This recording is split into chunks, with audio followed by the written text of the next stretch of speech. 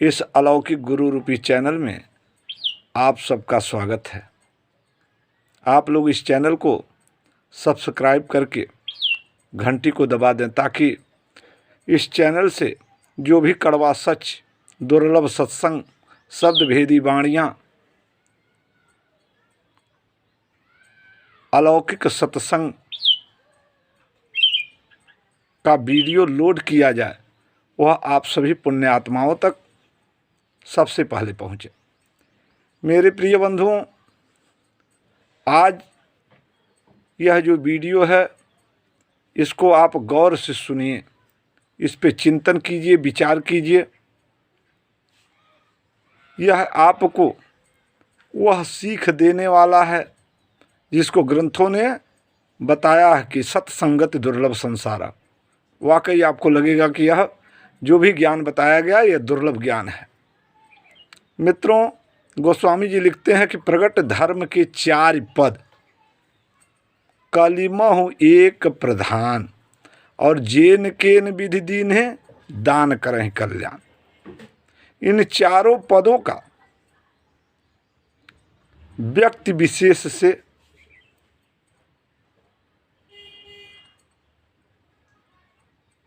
लगाव रखा गया है कि यह व्यक्ति को, किस व्यक्ति को कौन सा पद मिलता है, किस व्यक्ति के अंदर कौन कौन सी काबिलियत होती है, कौन से पद में उसके पास गुण होता है, कौन से पद में उसके पास अवगुण होता है, और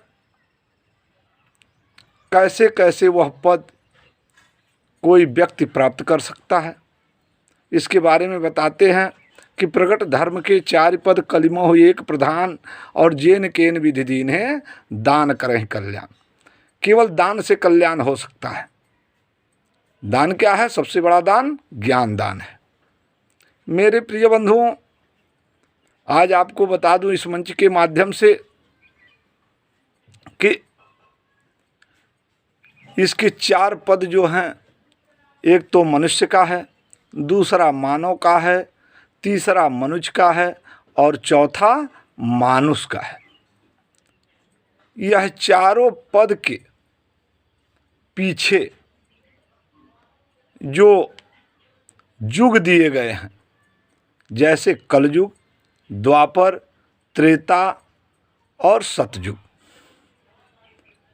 अब इन चारों युगों में जो प्रभाव दिए गए हैं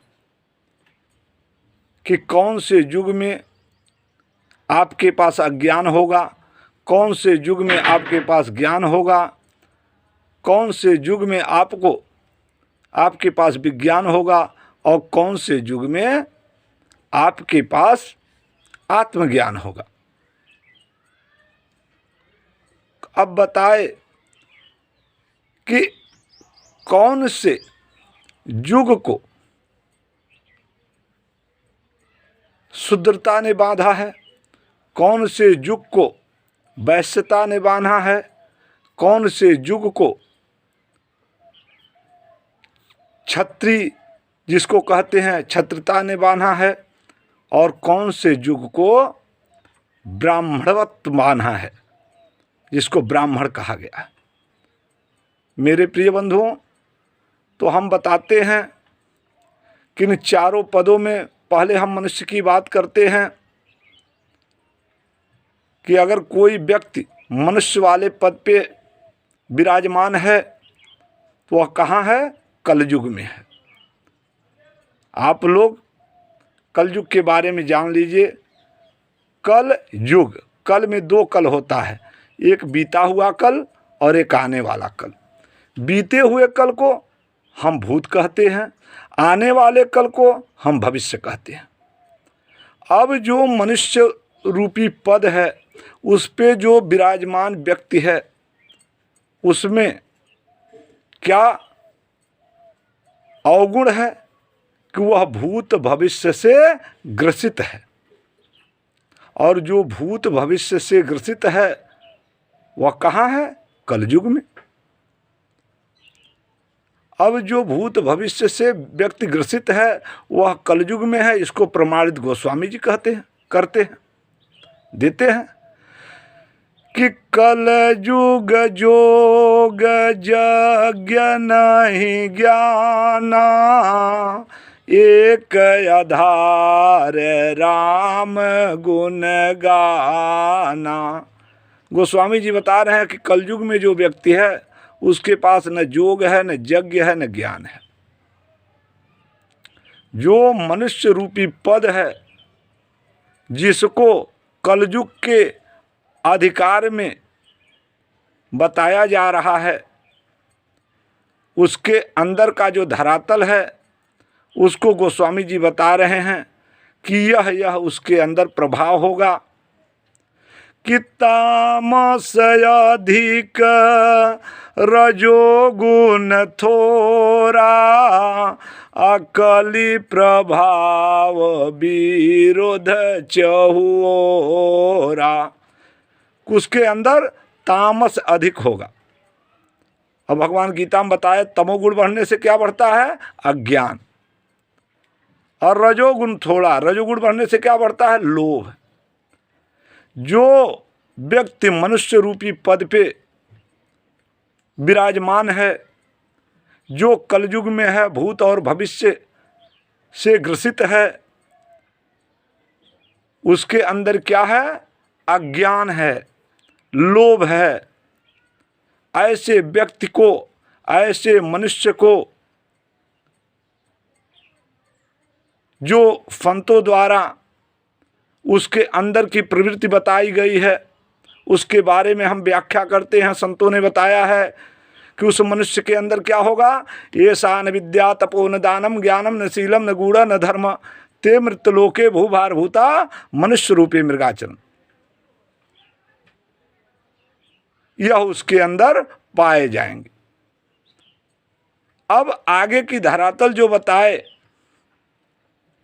कि जो मनुष्य से दूसरा पद है किसी व्यक्ति का, जो जिसको मानव कहा गया, उसके खासियत के बारे में बता रहे हैं कि इसके अंदर क्या होगा, कैसा प्रभाव देखने को मिलेगा कि बहुरज स्वल्प सत्य कछुतामस अद्वापर धर्म रस भय मानस। कि उसके बाद क्या होगा उसके पास कि बहुरज स्वल्प सत्य कछुतामस, बहुत रजोगुण होगा, यानी लोभ ज्यादा होगा। बहुरज स्वल्प सत्य कछुतामस, कुछ सत्य होगा। सतोगुण बढ़ने से क्या बढ़ता है? ज्ञान बढ़ता है। और तामस यानी कि कुछ अज्ञान रहेगा। यानी कि जो मनुष्य की श्रेणी बताई गई है जिसमें तामस है अधिक, रजोगुण थोड़ा, यहाँ केवल तमोगुण है और रजोगुण है। लेकिन यहाँ की जो कैटेगरी मानव की बताई गई, यहाँ बताया गया कि बहुरज स्वल्प सत्य कछुतामस और द्वापर धर्म हर्ष भय मानस।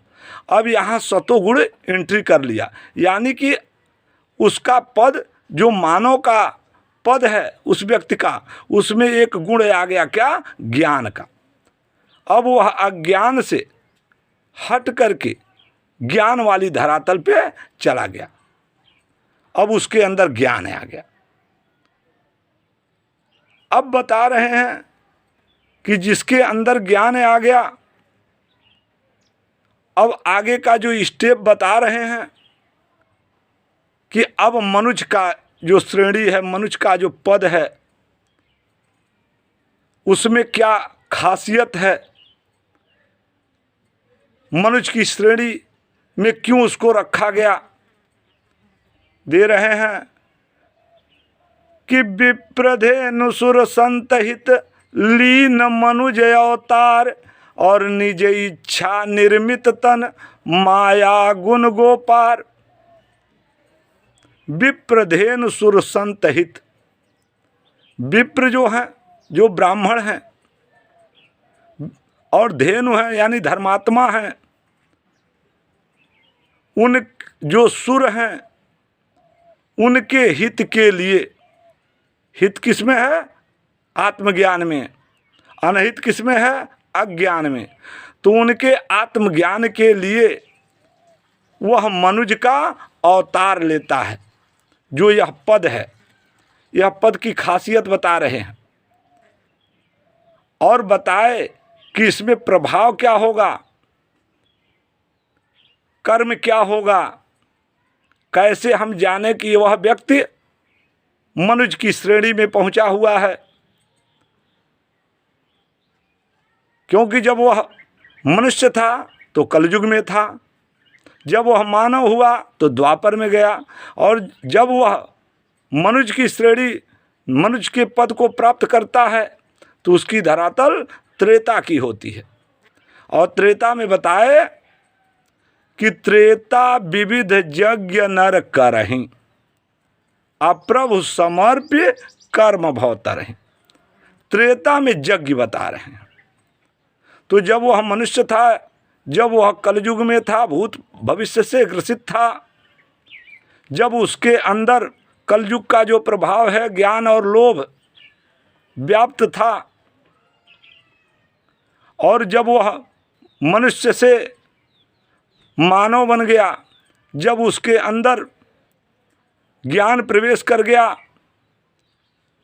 अब आगे उसको मानव से मनुज बनने के लिए बता रहे हैं कि त्रेता विविध यज्ञ नर करहि। अब उसको यज्ञ की जरूरत है। तो भगवान गीता में बताए सबसे बड़ा यज्ञ ज्ञान यज्ञ है, ज्ञान का योग, जिसको हम क्या कहते हैं? विज्ञान।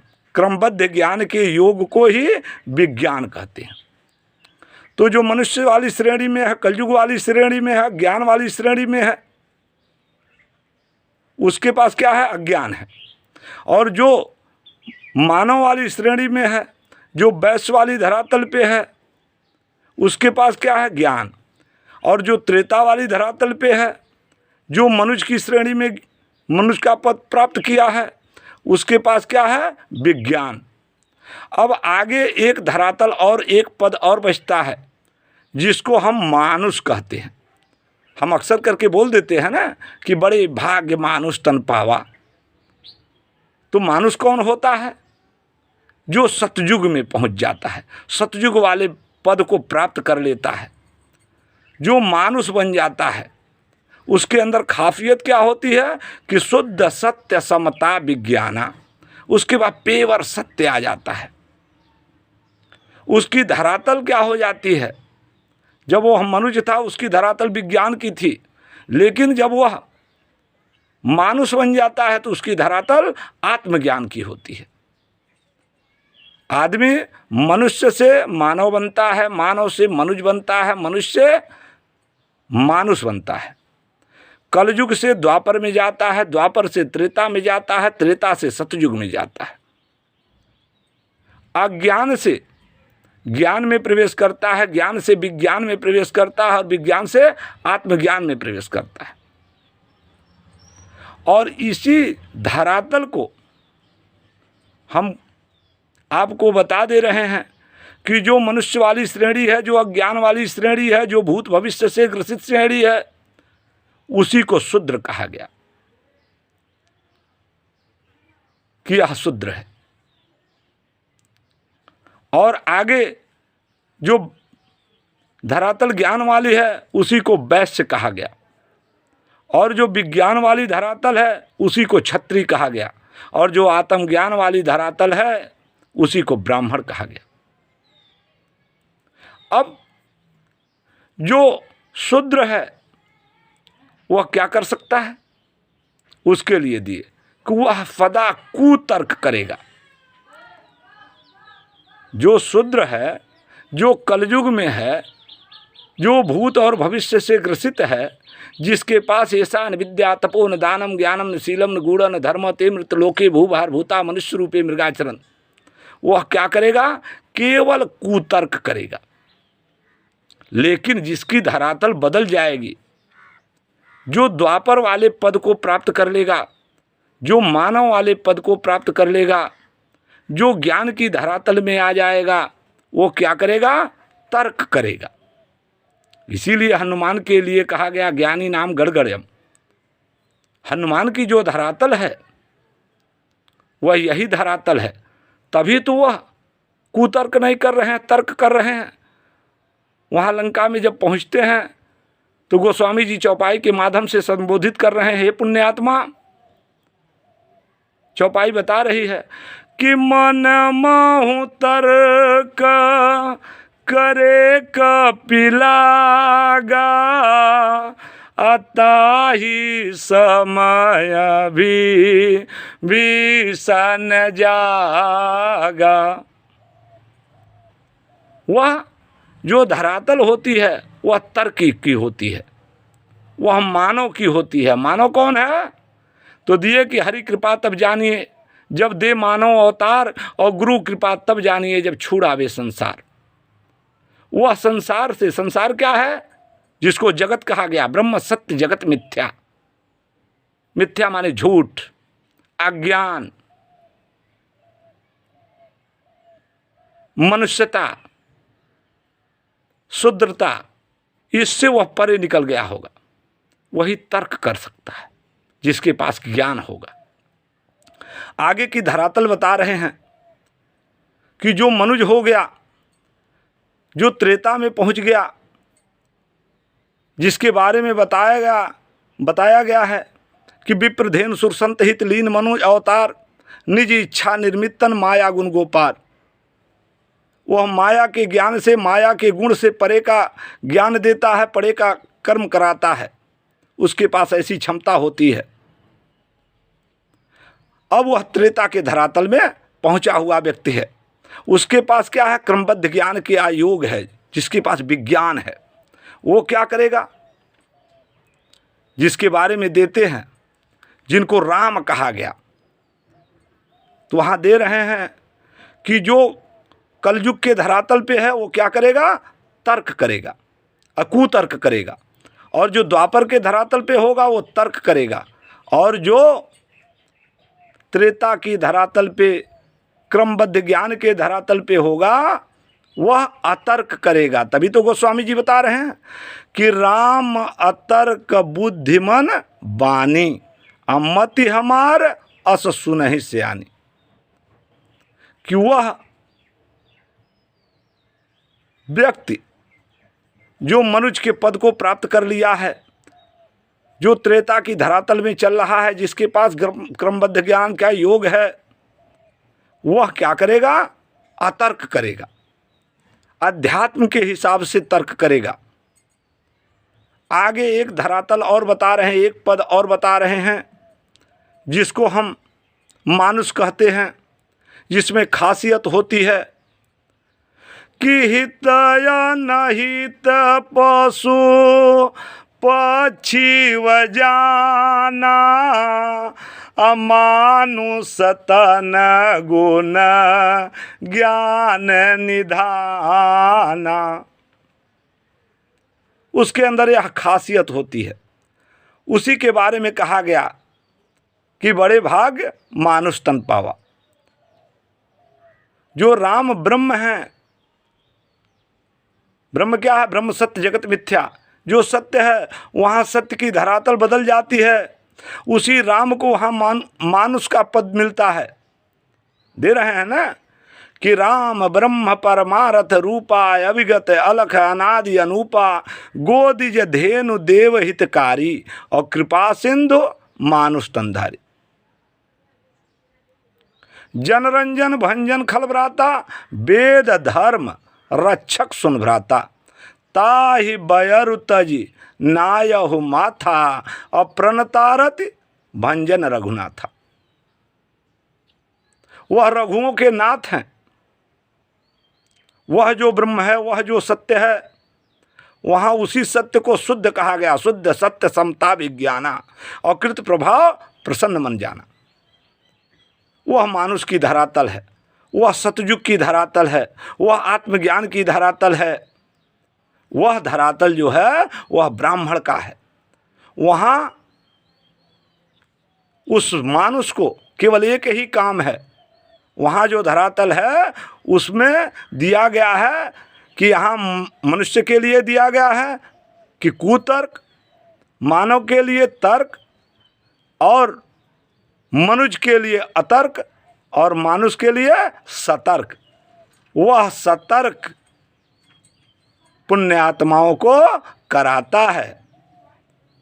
कबीरदास जी लिखते हैं ना कि भइल भोर सुगनवा जाग, भइल भोर सुगनवा जाग, भइल भोर पशु पंछी जागे, रटे पपीहरा बोले मनवा मोर सुगनवा जाग, भइल भोर सुगनवा जाग।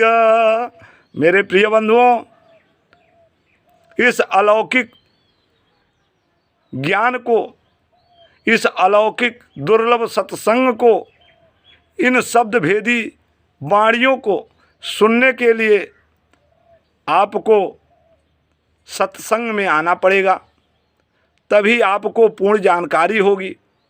हाँ, कुछ हद तक मैं इस चैनल के माध्यम से आप पुण्य आत्माओं को जगाने की कोशिश कर रहा हूँ। आप लोग कहाँ सोए हुए हैं, जिसके बारे में गोस्वामी जी दे रहे हैं कि मोह निशा सब सोहा निहारा, देखहि स्वप्न नेक प्रकारा। कि आप लोग मोह में सोए हुए हैं, और मोह की उत्पत्ति कहाँ से होती है? अज्ञान से। अब उस मोह को भंग करने के लिए ही इस आत्मज्ञान रूपी विवेक को आप लोगों को देना पड़ेगा। क्योंकि विवेक कहाँ से होगा कि बिन सत्संग विवेक न होई, और राम कृपा बिन सुलभ न सोई। कि बिना सत्संग का आपके अंदर विवेक नहीं होगा, और जब तक विवेक नहीं होगा तब तक आपका मोह भंग नहीं होगा। क्योंकि लिखते हैं कि हो ही विवेक मोह भ्रम भागा, तब रघुनाथ चरण अनुरागा। मेरे प्रिय बंधुओं, इसी के साथ हम अपनी वाणी को विराम देते हैं। आप लोगों से करबद्ध प्रार्थना करते हैं कि ज़्यादा से ज़्यादा इस दुर्लभ सत्संग को आप लोग सुनिए, उस पर चिंतन कीजिए, विचार कीजिए। अगर उचित लग रहा है तो आप लोग इस दुर्लभ सत्संग को सुनने का, सत्संग में आने की कोशिश कीजिए। इसी के साथ मैं अपनी वाणी को विराम देता हूँ। आप सभी पुण्य आत्माओं को कोटि कोटि प्रणाम। जय हिंद, जय भारत।